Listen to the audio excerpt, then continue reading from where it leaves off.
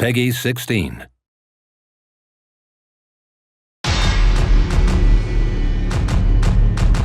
My name's Mike Tucker. I'm the designer programmer of TTD, and it's a love letter, I guess, to 80s, 90s arcade games, and we feel like it's the T2 game we should have had back in our youth.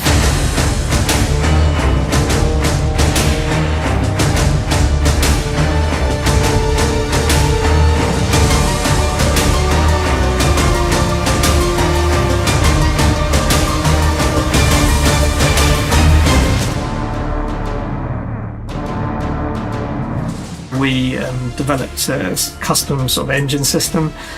We call it an abstraction engine, and that enables us to do really wide porting of the games to different platforms.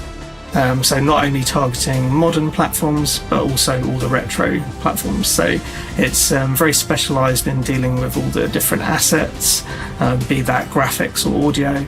We have a couple of programmers here, Matt and Gavin, who are very clever guys, and they're able to take my code and transmogrify that into something that will work on like a retro system, or well, even like a PS5. It's basically cross compilation, but it's all very clever. I stay away from that. I just concentrate on gameplay programming and design. Yeah, the beauty of it is that we just target one platform, and then from that we can hit just about anything else we want to, really, as long as the screen resolution allows, and yeah, the memory, of course.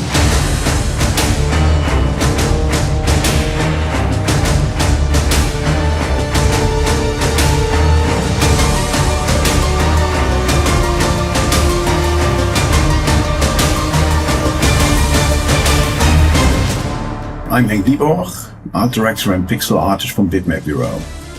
I took on the future war levels in our game, which are action-packed run-and-gun missions with many iconic enemies and vehicles. We also have the HK Centurion as a boss, which isn't present in any of the movies. The first time seeing your HK Centurion boss appear from behind a collapsing building in-game was just excellent.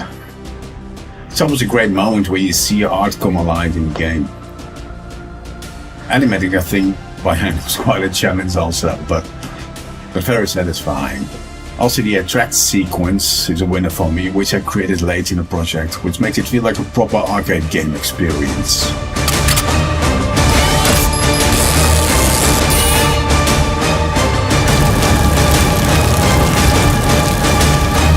Throughout the game we have numerous different sections and levels throughout that reflect different parts of the movie.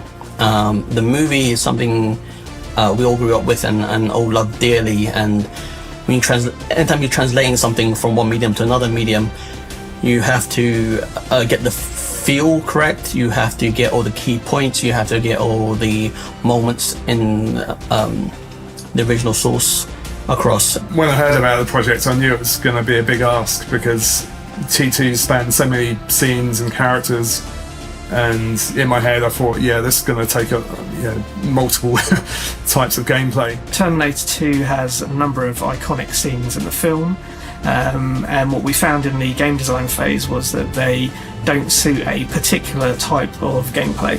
So you can have a future war where you're running and gunning, sort of almost Contra-esque, but as soon as you look at something like a truck chase scene or the hospital, they're just very different types of gameplay. So early on in the game development process, we realised that we needed to look at how we could balance that, how we could have the different characters in the game, and how we could generally tie that together to make a really exciting experience for the gameplay. It meant jumping around many genres, and yeah, it was quite a challenge, making sure that each genre felt fun and kind of flowed from one into the other. But yeah, I think it worked. Also, the game had to be playable enough and teach you to play within seconds, otherwise you'd be confused and you give up on the game. So getting that curve of difficulty just right is an important part of it, and that all comes from retro gaming. So taking those lessons we've learned throughout time and applying to new games is super important. I think retro gaming's really made a comeback in recent years, and I think people are starting to see the appeal of the immediacy of retro gaming. There's sometimes you could say the simplicity, maybe the accessibility of it. Yeah, I think there's a lot to be said for being able to plug in a cartridge, turning on a machine, and playing within a few seconds. Looking back, honestly, we didn't expect the project to be this massive when we first started it, but we kept on adding more and more cool stuff once it started showing its potential. The massive amount of pixel art and animation in this project is just insane. The guys at Reef came up with so many great stuff, we just had to implement it one way or another. Those little moments early on just really crystallised to us the level of quality that we could still do in the traditional retro style, but how we could really push it to the nth extreme.